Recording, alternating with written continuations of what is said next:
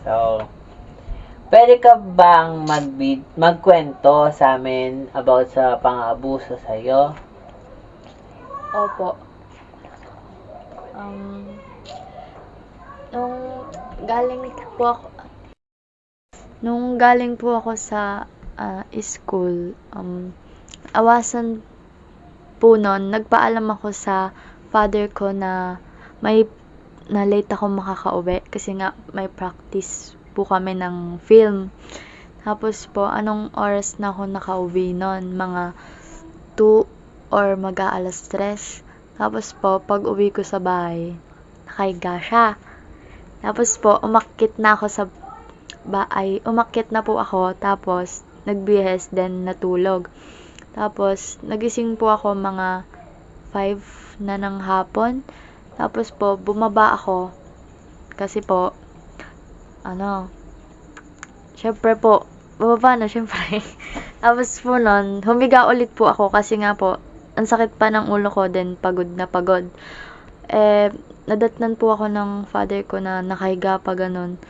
Pinagsabihan po ako na wala naman po akong ginagawa, na bakit lang daw ako nakahiga, puro hilata lang ganun. Tapos inutusan po ako agad. Di syempre po ako, na po ako nun. Karoon na ng sama ng loob kasi pagod na pagod, tas ganun agad yung bubungad sa akin. Yun po. Tas meron din po na one time na pinagbintangan ako na kumuha ng pera. Si mama po kasi may pera nun sa wallet niya. 4-5 po ata. Tas po ako nagsusulat nun ng assignment ko. Tas kulang po ng 1K. Di syempre po ako, pinagbintangan na ako daw po yung kumuha. Kasi po, yung wallet ni mama nakabukas. Tapos, nandun lang nakapatong sa may lamesa.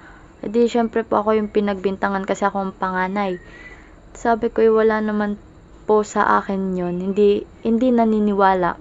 Pero po nung kinalkal yung bag niya ng maayos, dun po nakita na ando dun po pala nalaglag. Di syempre po sa akin, masakit po. Kasi po, after nung pinagbintangan ako, hindi man lang po nag-apologize or parang pinapakita pa po nila na mas tama pa po sila.